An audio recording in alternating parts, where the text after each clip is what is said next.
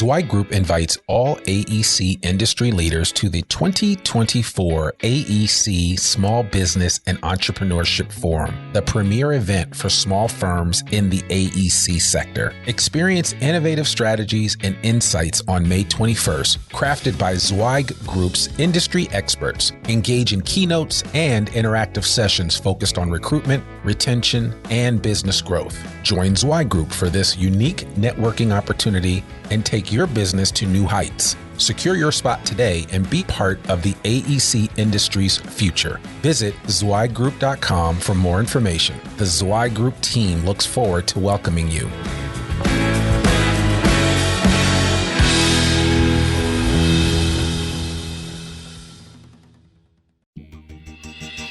Welcome to the Zweig Letter Podcasts, putting architectural, engineering, planning, and environmental consulting guru Mark Zweig straight talk in your ear. Mark has more than 30 years of experience helping AEC and environmental firms thrive, and these podcasts deliver his invaluable management, industry, client, and HR advice directly to you, free of charge. The Zweig Letter Podcasts let you develop professionally wherever you are. Travel tips. In the good old days, I used to fly 150 to 200,000 miles each year. Now I'm down to probably 50 to 80,000 miles a year, but I still go somewhere about 35 or 40 weeks out of the year. As someone who's been doing this for a long time, I've learned some things that will help make travel easier. A lot of you are in the same boat, traveling more than ever as you build your companies from local firms into regional, national, or even international ones. Here are some of my best travel tips. Number 1, have a toiletry bag pre-packed. There's no reason to be trying to remember to bring your toothpaste and prescription drugs or to pack a razor before each trip. I include everything I might need in one bag and leave that in the bigger bag I travel with.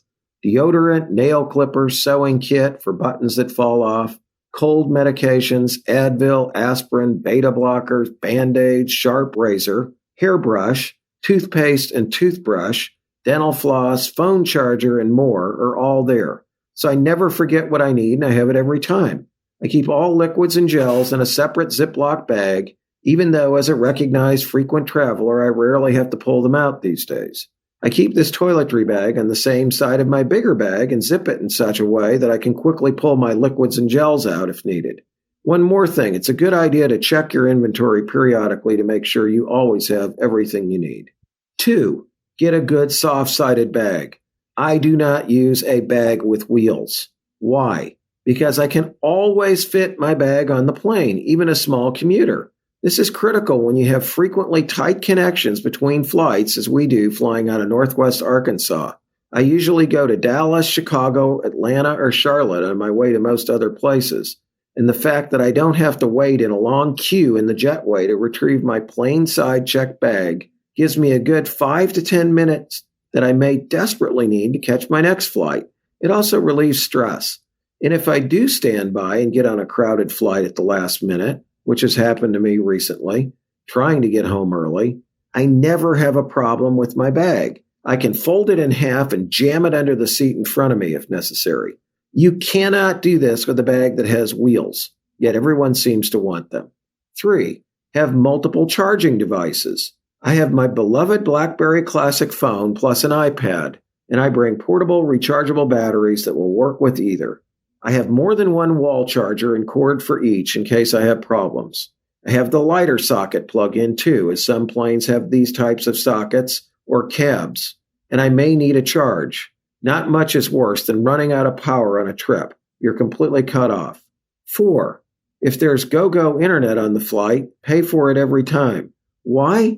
I can get more done instead of sitting there reading SkyMall. Yes, it's back in the seat pockets again. And when I land, I only have phone calls and text to read and respond to without an additional 47 or 147 emails. That reduces stress greatly and makes me more responsive. 5, get the Uber app. I rarely rent cars. Doing so just slows me down and it's expensive. Only if I have to go from SFO to Napa or something like that would I even consider it. Otherwise, I use Uber if it's available. Uber is faster and better in every way than a stinky cab, piloted by someone who just got to this country 3 weeks ago and who does not know anything about where they're going. And believe me, that is the profile of the typical cab driver who will wait in a 2-hour line at the airport to pick up a single fare that may only be a $20 or less fare. Cab drivers who wait in that line are kind of like hairstylists who work at Supercuts. They're neophytes, just starting out. Their cars are clapped out, and 9 times out of 10, they don't even have a clue about where you want to go. This just happened to us in Madison, Wisconsin a few weeks ago. The cab driver looked like she had just started driving a cab, had no GPS, smelled like a cigarette, didn't have a receipt, and when I paid her in the end, I noticed she had a flask of booze in her purse. Not good. 6, concentrate your miles on one airline. For me, that's American Airlines. It depends on where you live and where you go, but the dominant player is the one you want to invest your miles in. That way, you're more likely to get a higher status frequent flyer certification, and therefore more miles faster and more free tickets and upgrades. And the upgrades really do make flying better, believe me. It isn't just the free drinks in first class that I rarely take advantage of. It's food that may not be too bad and just a lot better seating, where you aren't jammed between 2 other people who are spreading into your personal space. Most airline seats would be perfect if everyone was 4'8" and weighed 86 pounds. 7, bring a book.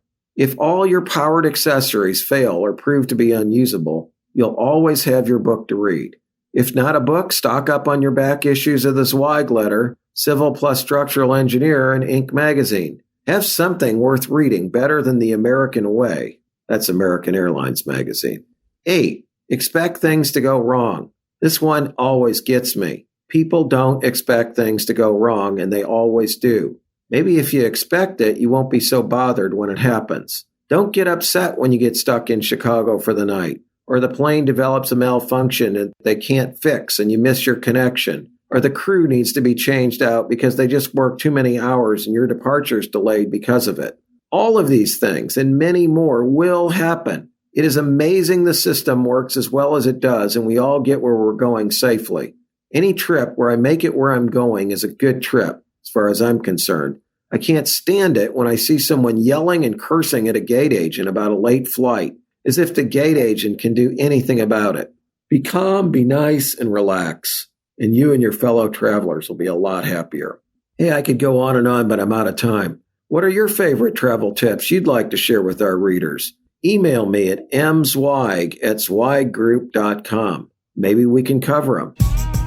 Thanks for tuning in to this Zweig Letter Podcast. We hope that you can apply Mark's no-holds-barred advice to your daily professional life. If you want more wisdom and inspiration, in addition to information about finance, HR, and marketing your firm, subscribe to the print or digital version of the Zweig Letter online at zweiggroup.com/publications using promo code 15podcast15.